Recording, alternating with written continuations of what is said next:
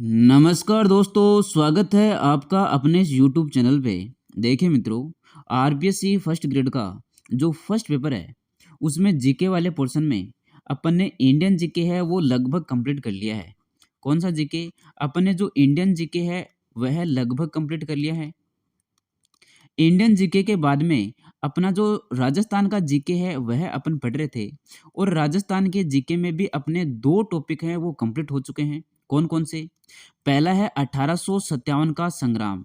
देखिए जो 1857 का जो संग्राम है, यह अपन ने इंडियन जीके के साथ में ही पढ़ लिया था। तो ये जो 1857 का जो संग्राम है राजस्थान के संदर्भ में, वह अपना कंप्लीट हो चुका है। नेक्स्ट टॉपिक की अगर अपन बात करें तो वह है आपका राजस्थान की सभ्यता।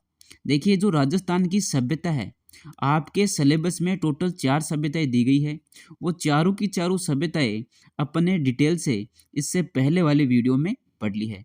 तो अपने राजस्थान जीके से 2 टॉपिक जो हैं वो बेहतरीन ढंग से तैयार हो चुके हैं, 1857 का संग्राम और राजस्थान की सभ्यता।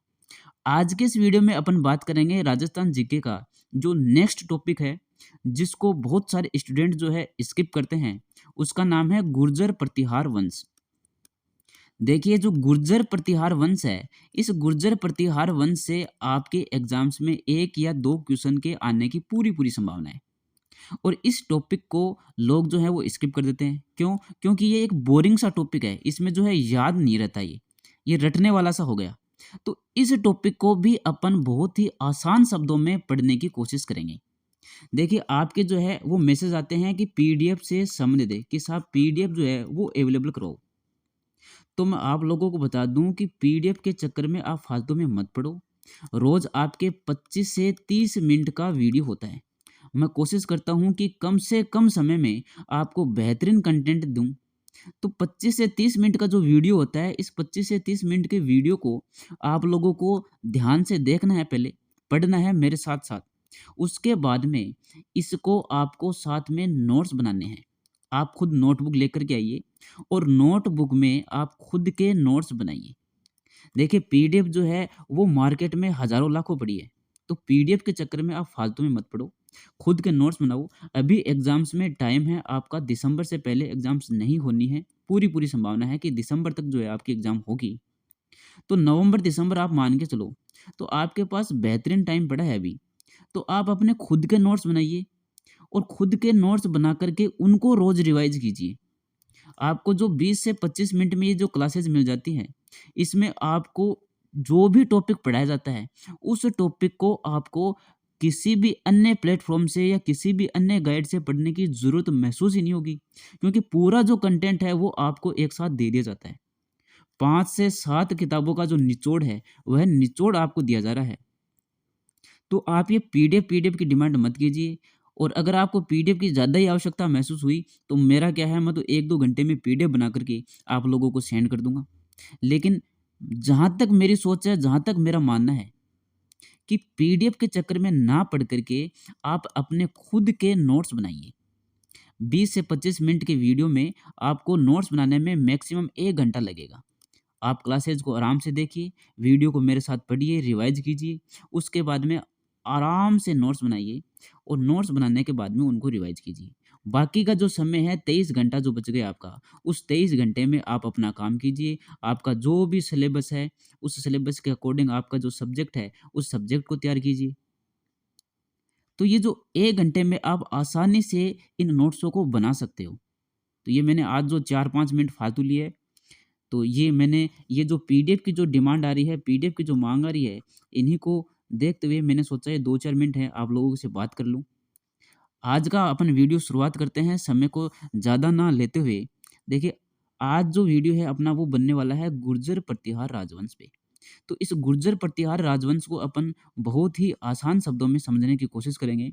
वीडियो को बहुत ध्यान से देखा कीजिए, बहुत ध्यान से सुना कीजिए और नोट्स जो है वो वीडियो को देखने के बाद में बनाइए। साथ-साथ में नोट्स मत बनाइए। मेरे साथ सिर्फ़ और सिर्फ़ आप वीडियो को पढ़ना है, आपको समझना है। उसके बाद में आप आराम से डबल की स्पीड करके आप अपने नोट्स बनाइए। तो देखिए गुर्जर प्रतिहार जो राजवंश है, जो कि आपका 7 से लेकर के 12वीं शताब्दी तक रहा है, एक मजबूत वंश रहा है। इस वंश ने अरब देशों के जो भी आक्रमणकारी थे, उन आक्रमणकारियों से इस देश की रक्षा की है, तो ये गुर्जर प्रतिहार राजवंश है। देखिए प्रतिहार इसको अपन को समझना है और गुर्जर को अपने समझना है। गुर्जर को तो अपन को पता ही है, गुर्जर जाति होती है। प्रतिहार क्या होता है? प्रतिहार का मतलब होता है चौकीदार या द्वारपाल। अपन आजकल क्या बोलते हैं? गार्ड बोलते हैं, गार्ड। तो ये जो गार्ड है, द्वारपाल है, चौकीदार है, इसी को बोलते हैं अपन प्रतिहार।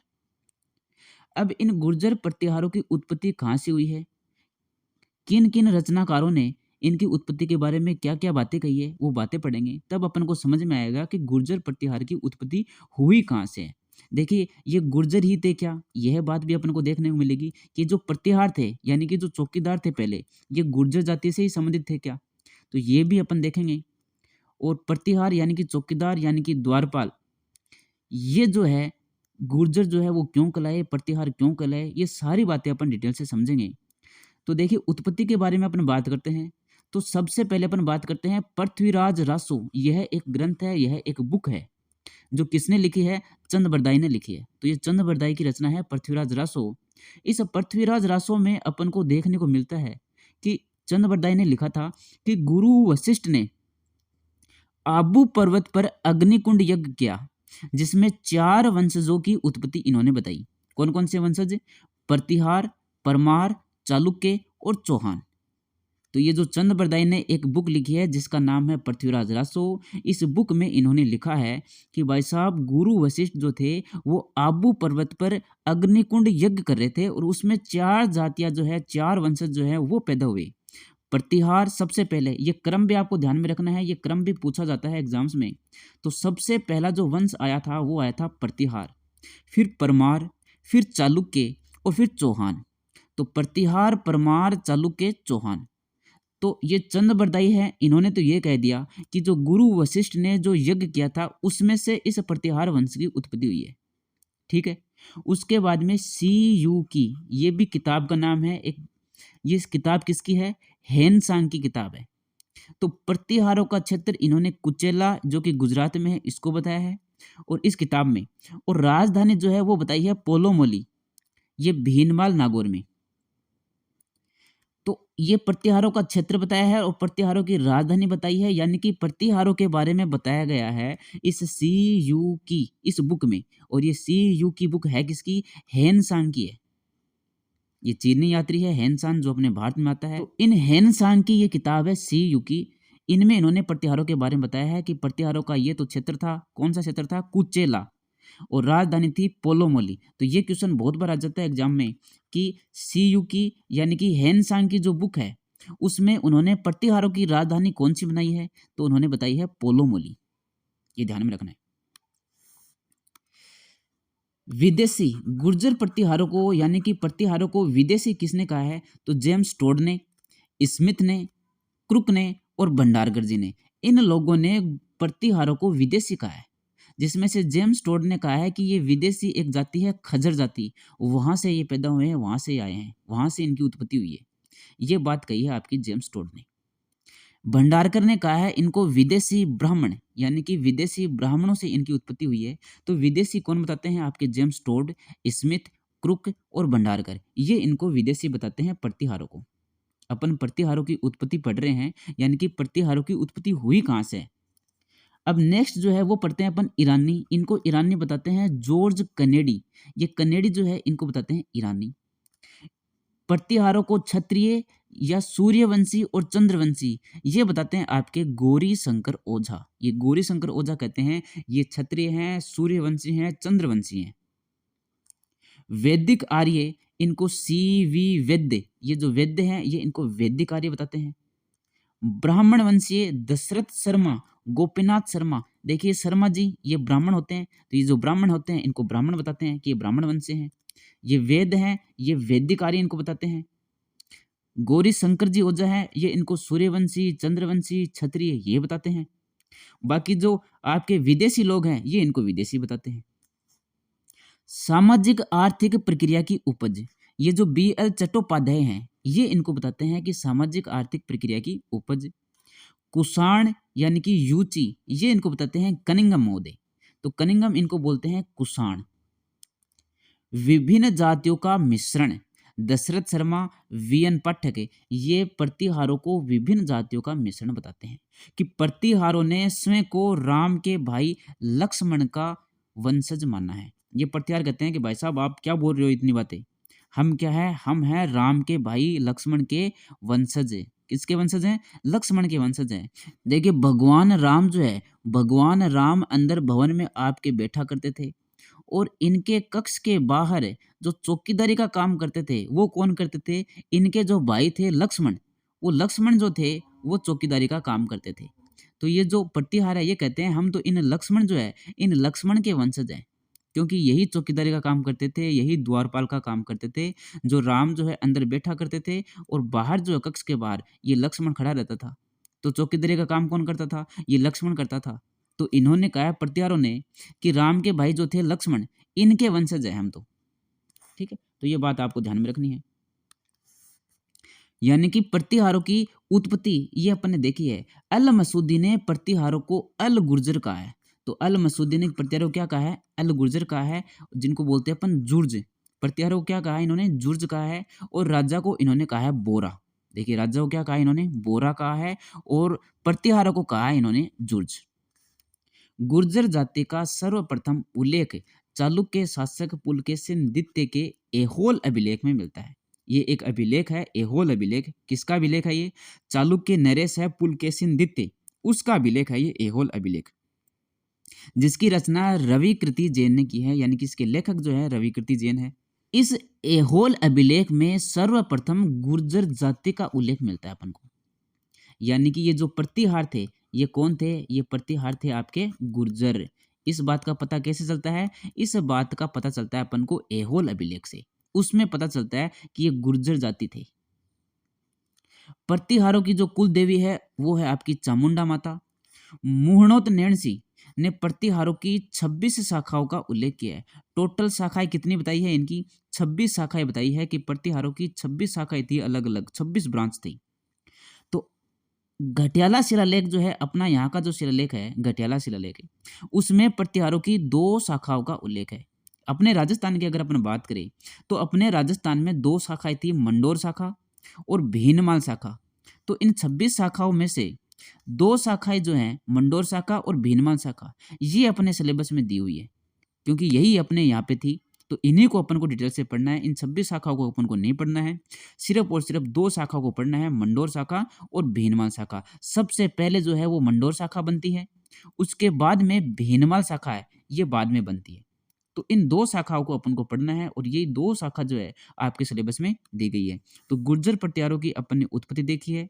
अब गुर्जर प्रतिहारों की जो 26 शाखाएं हैं, उन 26 शाखाओं में से 2 शाखा जो है वो अपन को पढ़नी है, जिसमें पहली शाखा अपन पढ़ते हैं मंडोर शाखा, जो कि सबसे प्राचीन शाखा है। सबसे प्राचीन शाखा, जितनी भी जो शाखाएं हैं उन सभी शाखाओं में सबसे प्राचीन शाखा कौन सी है? मंडोर शाखा है। जो मंडोर कहाँ है आपका? जोधपुर में है।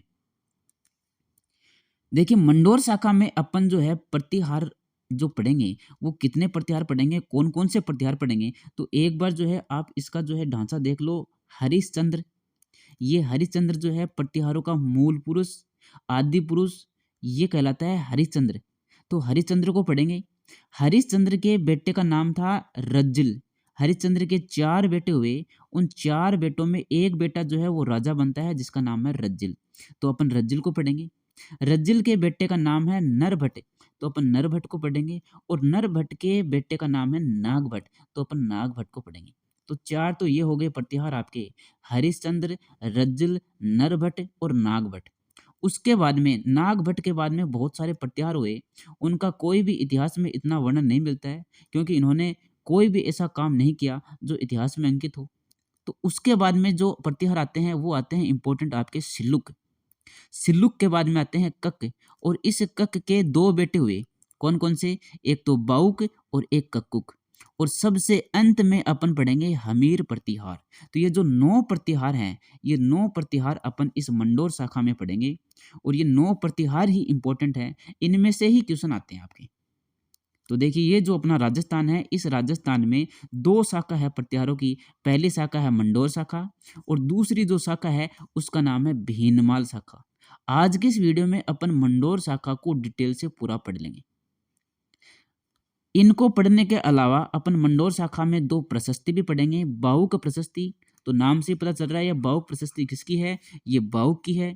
और घटियाला शिलालेख ये किसके समय का है, ये आपका कक्कुक के समय का। तो ये दोनों बहुत ही इंपॉर्टेंट है, ये सारे के सारे ही महत्वपूर्ण हैं। इनको अपन डिटेल से जो भी क्वेश्चन इनसे संबंधित हैं वो सारे के सारे देखेंगे। तो देखिए सबसे पहले अपन पढ़ते हैं हरिश्चंद्र को। प्रतिहारों में सबसे पहले कौन है, हरिश्चंद्र है। प्रतिहार वंश का संस्थापक है ये, आदि पुरुष इनको बोलते हैं और मूल पुरुष इनको बोलते हैं। इनको उपाधि दी गई है रोहिलधी की। रोहिलधी का मतलब होता है योग क्रिया में निपुण। तो बाबा रामदेव हैं एक तरीके की, तो योग क्रिया में निपुण है ये हरिश्चंद्र। रोहिलधी इनको उपाधि दी गई है। इनकी पत्नी थी, दो पत्नियां थी इनकी, एक तो थी ब्राह्मण और एक थी क्षत्रिय पत्नी। इनकी जो क्षत्रिय पत्नी थी उसका नाम था भद्रा, और भद्रा से इनको चार संतानें हुई, इनके चार पुत्र हुए, भोगभट्ट, कक, रज्जल और दद्द। यानी कि जो प्रतिहार था हरिश्चंद्र, उस हरिश्चंद्र की दो पत्नी थी। कौन कौन सी, एक पत्नी थी ब्राह्मण और एक पत्नी थी क्षत्रिय। जो क्षत्रिय पत्नी थी उस क्षत्रिय पत्नी के चार पुत्र हुए, भोगभट्ट, कक और रज्जल और दद्द हुआ। तो राजा कौन बनेगा, राजा बनेगा रज्जल बनेगा। ये तीन जो हैं ये राजा नहीं बनते हैं, किन्हीं किन्हीं कारणों से इनकी मृत्यु हो जाती है या राजा नहीं बन पाते हैं। तो राजा बनते हैं इन चारों में से रज्जल। देखिए चारों ने मंडोर को जीत करके गुर्जर प्रतिहार की स्थापना की। यानी कि मंडोर में गुर्जर प्रतिहार की क्या करते हैं, ये स्थापना करते हैं। सबसे पहले आदि पुरुष या मूल पुरुष कौन है, हरिश्चंद्र हैं। इनके ही चार बेटे होते हैं, उनमें से एक बेटा जो है इनका रज्जल, वो राजा बनता है। तो अब अपन पढ़ेंगे रज्जल को। इनमें आपको ध्यान में क्या रखना है, हरिश्चंद्र में एक तो इनकी उपाधि ध्यान में रखनी है, रोहिलद्दी की उपाधि। बहुत सारे एग्जाम्स में पूछा गया क्वेश्चन है आरपीएससी की, बहुत से एग्जाम्स में पूछाया जाता है ये कि इनको कौन सी उपाधि मिलती है, तो रोहिलद्दी की उपाधि इनको मिलती है। यही इंपॉर्टेंट है, उपाधि ही इंपॉर्टेंट है इस हरिश्चंद्र में। हरिश्चंद्र का जो बेटा है रज्जल, इन्होंने राजधानी मंडोर को बनाया। देखिए ये चारों के चारों जो भाई हैं ये मंडोर को जीतते हैं, राजधानी बनाते हैं इनको, और राजा जो बनता है वह रज्जल बनता है। तो रज्जल ने राजधानी मंडोर को बनाया। मंडोर के प्रतिहारों की जो वंशावली है उसकी शुरुआत होती है यहाँ से, रज्जल के समय से। यानी कि रज्जल ने वंशावली की शुरुआत करते हैं। नरहरि ने इन्हें राजा की उपाधि प्रदान दी। तो इनको राजा की उपाधि जो है प्रदान करते हैं, कौन करते हैं, नरहरि करते हैं इनको। रोहिस्कूप नगर, यह एक स्थान है रोहिस्कूप नगर, इसमें महामंडलेश्वर मंदिर का निर्माण करवाया। तो महामंडलेश्वर मंदिर बनाते हैं ये कौन, रज्जल। तो रज्जल क्या करते हैं, मंडोर को ही अपनी राजधानी बनाए रखते हैं। वंशावली की यहाँ से शुरुआत होती है। इनको राजा की उपाधि नरहरि देते हैं। इन्होंने एक शिव मंदिर है महामंडलेश्वर मंदिर, ये इन्होंने बनवाया है। तो आपको ध्यान में रखना है हरिश्चंद्र, उसके बेटे रज्जल को। रज्जल के बाद में रज्जल के बेटे हैं नरभट्ट। तो इनको बोलते हैं देखो पिल्ला पेल्ली, ये इनको कहा गया है पिल्ला पेल्ली। तो नरभट्ट ने रोहिस्कूप नगर में विष्णु मंदिर बनवाया। देखिए इनके जो पिताजी थे, इनके पिताजी का नाम क्या था, इनके पिताजी का नाम था आपका रज्जल, जिन्होंने महामंडलेश्वर मंदिर बनवाया। और रज्जल के जो बेटे हैं नरभट्ट, इन्होंने विष्णु मंदिर बनवाया है। और इन नरभट्ट को बोलते हैं पिल्ला पेली। देखिए जो पिल्ला है ना, पिल्ला कैसे ध्यान रखोगे, ये पिल्ला यानी कि पिल्ला कौन पालता है, पिल्ला पालता है कोई ना कोई नर ही पालता है, इंसान होता है वही पालता है पिल्ला। पिल्ला का मतलब होता है जो छोटा बच्चा होता है ना, कुत्ते का छोटा बच्चा, उसको बोलते हैं अपन पिल्ला। पिल्ला बोलते हैं देसी भाषा में, कुत्ते का छोटा बच्चा होता है ना उसको अपन बोलते हैं पिल्ला। तो पिल्ला को कौन पालता है, पिल्ला को पालता है नर। तो ये जो नर भट्ट है ना, इनको बोलते हैं अपन पिल्ला पेली। हेनसांग ने नरभट्ट को पिल्ला पेल्ली कहा है। तो ये देखिए पिल्ला जो है ये ध्यान में रखना है आपको कि किन्होंने कहा है, हेनसांग ने कहा है, और किनको कहा है, नरभट्ट को कहा है। तो अपने जो तीसरे जो प्रतिहार है वो कंप्लीट होते हैं। सबसे पहले पढ़ा अपन ने हरिश्चंद्र को, उनकी उपाधि ध्यान में रखनी है रोहिलद्दी की। उसके बाद में अपन ने पढ़ा है रज्जल को, उनको राजा की उपाधि दी गई थी, मंदिर का निर्माण करवाया उन्होंने महामंडलेश्वर मंदिर का। उसके बाद में रज्जल के बेटे हैं नरभट्ट, और नरभट्ट को बोलते हैं पिल्ला पेली, इन्होंने विष्णु मंदिर का निर्माण करवाया। नरभट्ट के बेटे हैं नागभट्ट प्रथम, इन्होंने राजधानी मंडोर से मेड़ता, यह इंपॉर्टेंट है। देखिए इन तीनों के समय जो थी, आपके हरिश्चंद्र के समय, आपके रज्जल के समय, आपके नरभट्ट के समय, इन तीनों के समय जो राजधानी थी वो थी आपकी मंडोर। उसके बाद में ये जो नाग है, नाग, यह नाग चलता है आपका, कहाँ से चलेगा ये नाग? ये चलेगा मंडोर से, और मंडोर से चल के ये आ जाता है मेड़ता। तो इन्होंने अपनी राजधानी चेंज कर ली मंडोर से मेड़ता। तो राजधानी परिवर्तित किसने की? नाग ने परिवर्तित की राजधानी। तो देखो नाग को ध्यान में रखना आपको। ये जो पिल्ला कौन पालता है? पिल्ला पालता है नर। और राजधानी चेंज कौन कर रहा है? जो बिल से निकल के जा रहा है, यानी कि जो नाग है। नाग कौन सा? नाग भी प्रथम यानी कि पहला नाग, इसने अपनी राजधानी परिवर्तित की है। और नाग के दो बेटे हैं, बड़ा बेटा है उसका नाम है तात, और छोटा बेटा है उसका नाम है भोज।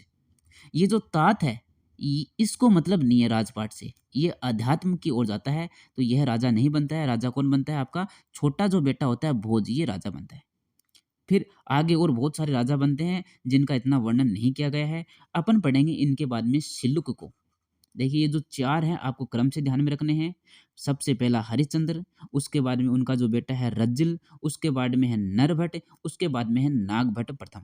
नरभट्ट को याद रखना है पिल्लापल्ली, नागभट्ट को ध्यान में रखना है मंडोर से मेड़ता, इन्होंने राजधानी परिवर्तित की है। सिल्लुक के बारे में पढ़ते हैं।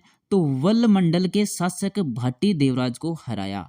तो वल मंडल, ये वल मंडल किसको बोलते हैं? जो आपका जैसलमेर है ना, जैसलमेर, उसको बोलते हैं वल मंडल। वहां पे भाटी वंश रहा था। तो वल मंडल के शासक है एक भाटी वंश के देवराज, इनको ये हराते हैं। कौन? सिल्लुक। जोधपुर में सिद्धेश्वर महादेव मंदिर बनवाया। तो देखिए सिद्धेश्वर महादेव मंदिर, देखिए महादेव मंदिर यानी कि शिव मंदिर बोलते हैं उनको, महादेव मंदिर बोलते हैं अपन। तो महादेव मंदिर जो है ये आपका रज्जिल ने भी बनवाया है। महामंडलेश्वर मंदिर आपका विष्णु मंदिर जो है नरभट्ट ने बनवाया है। लेकिन ये जो सिद्धेश्वर मंदिर है, देखो इसमें सी आ रहा है और सिल्लुक में भी सी आ रहा है। तो ये जो सिद्धेश्वर मंदिर है यह किसने बनाया है? सिल्लुक ने बनाया है। सिल्लुक के पुत्र झोट ने गंगा समाधि ली। तो ये झोट था इनका पुत्र जिन्होंने गंगा समाधि ली है। सिल्लुक का इतना ध्यान में रखना है अपन को। ये जिन्होंने जो भाटी वंश को हराया है इसको ध्यान में रखना है आपको। सिल्लुक के बाद में पढ़ते हैं अपन कक को।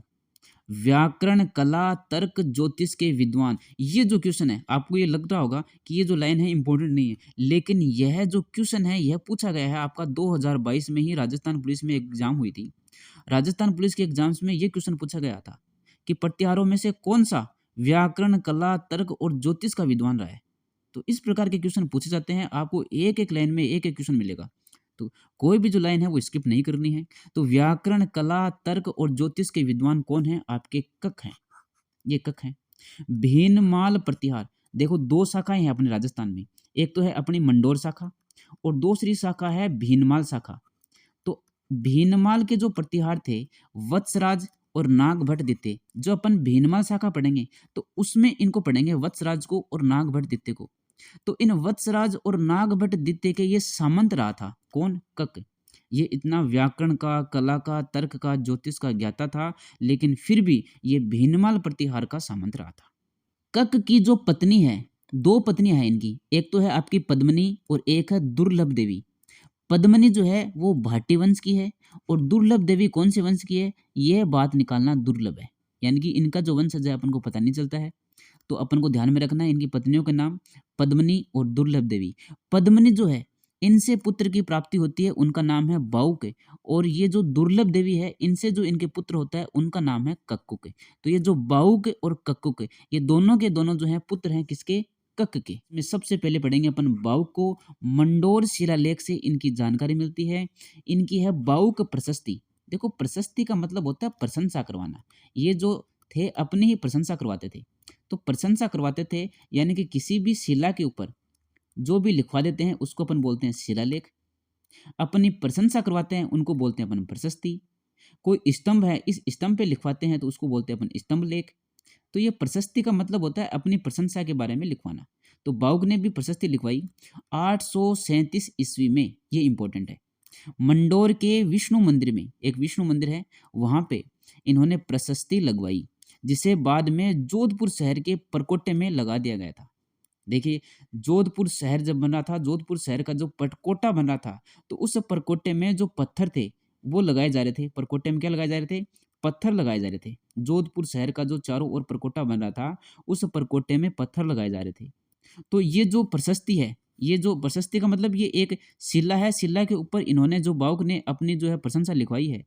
तो ये जो पत्थर है ये ऐसा का ऐसा आपका परकोटे में लगा दिया।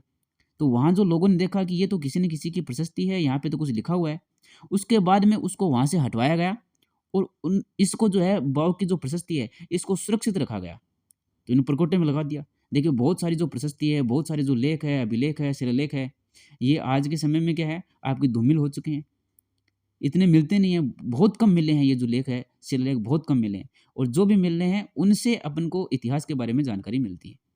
बहुत सारे अभिलेखों को, बहुत सारे शिलालेखों को आज तक अपन खोज नहीं पाए हैं।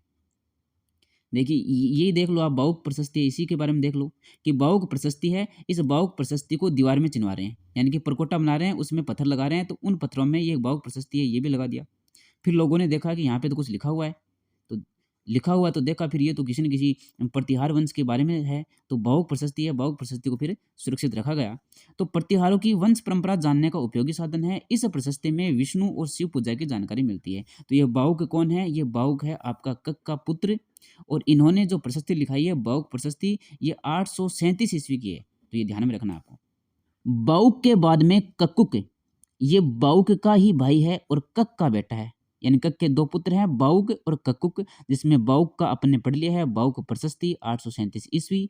अब अपन पढ़ते हैं कक्कुक। देखियो कक्कुक को कर्ण कहा गया है कुवलय माला ग्रंथ में, कोई दिक्कत नहीं है। घटियाला शिलालेख है इनके समय का, 861 ईस्वी का। दो शिलालेख प्राप्त हुए हैं, दो शिलालेख प्राप्त हुए हैं। देखो एक शिलालेख और ये है आपका दूसरा शिलालेख, जिसमें जो पहला शिलालेख है प्राचीन जैन मंदिर जो आज के समय में माता की साल कहलाता है से प्राप्त हुआ है। प्राकृत भाषा में है, इस पे एक लेख लिखा हुआ है। तो किस भाषा में है? प्राकृत भाषा में है। कहाँ पे मिला है? माता की साल, जो पहले एक जैन मंदिर था, प्राचीन जैन मंदिर था, आज के समय में ये माता की साल के रूप में है, वहां से प्राप्त हुआ है पहला शिलालेख। तो दूसरा शिलालेख कहाँ से प्राप्त हुआ है? तो खाखू देवल स्थान पर प्राप्त हुआ है। संस्कृत भाषा में 4 लेख लिखे गए हैं। तो दूसरे पे संस्कृत भाषा में लिखे गए हैं, पहले पे प्राकृत भाषा में लिखे गए हैं। प्राकृत भाषा में एक लेख लिखा गया है और दूसरा जो शिलालेख है उस पे 4 लेख लिखे गए हैं संस्कृत भाषा में, ये आपको ध्यान में रखना है। तो ये जो कक्कुक है, कक्कुक का घटियाला शिलालेख है, इसकी ये डेट ध्यान में रखनी है, 861 ईस्वी याद रखनी है। अब अपन पढ़ेंगे हमीर को सबसे अंत में। ये जो इंदा प्रतिहार, इंदा का मतलब ये एक स्थान का नाम है इंदा, यहाँ पे प्रतिहार रहते थे, उन्हीं में एक है हमीर। ये 12वीं शताब्दी यानी कि सबसे अंत की बात कर रहे हैं अपन। तो इंदा प्रतिहारों ने मंडोर को रावचूड़ा को दहेज में दे दिया। ये जो हमीर है, ये हमीर बदमाश प्रवृत्ति का था। इसकी एक पुत्री थी, इस पुत्री का विवाह है रावचूड़ा के साथ होता है। तो रावचूड़ा के साथ होता है, तो ये जो इंदा प्रतिहार है, यानी कि इंदा क्षेत्र के जो प्रतिहार है, उन्होंने सोचा कि कैसे भी करके इस हमीर को तो यहाँ से हटाया जाए और रावचूड़ा को यहाँ पे लाया जाए। तो रावचूड़ा यहाँ का जवाई था, तो इन्होंने दहेज में मंडोर को दे दिया कि मंडोर को दहेज में दे देते हैं अपन, तो फिर मंडोर का जो राजा है वो कौन बन जाएगा? रावचूड़ा बन जाएगा, और ये हमीर है ये हट जाएगा। तो इंदा प्रतिहारों ने मंडोर को रावचूड़ा को दहेज में दे दिया था। उसके बाद में जो है यहाँ पे प्रतिहार है वो विलुप्त होने लगे, खत्म होने लगे, प्रतिहारों की शाखा ही खत्म होने लगी। तो ये जो अपन ने मंडोर शाखा पढ़ी है, ये मंडोर शाखा की उत्पत्ति कहाँ से होती है? सबसे पहले आता है आपका हरिश्चंद्र। सबसे पहले कौन है? हरिश्चंद्र है। और सबसे अंत में अपन पढ़ते हैं वो कौन पढ़ते हैं? हमीर पढ़ते हैं। और भी बहुत सारे प्रतिहार हुए हैं, लेकिन ये जो 9 प्रतिहार है यह इंपॉर्टेंट है। एक अभिलेख ध्यान में रखना आपको, सहजपाल अभिलेख। नाडोल के चौहान शासक रायपाल ने प्रतिहारों से मंडोर छीन लिया, यह बात लिखी गई है इस सहजपाल अभिलेख में। तो ये जो नाडोल का चौहान है, एक रायपाल, इसने मंडोर को छीना है, ये बात जो है आपको सहजपाल अभिलेख में मिलती है। तो ये बात भी ध्यान में रखनी है। और बाकी जो 9 प्रतिहार अपन ने पढ़े हैं ये इंपॉर्टेंट है आपको। महत्वपूर्ण फैक्ट देखिए, रामनपुर, नीलगुंड, देवली और करहाड़ ये अभिलेख हैं। यहाँ के जो अभिलेख हैं, इन अभिलेखों में प्रतिहारों को गुर्जर कहा गया है। देखिए प्रतिहार जो थे वो गुर्जर जाति के थे।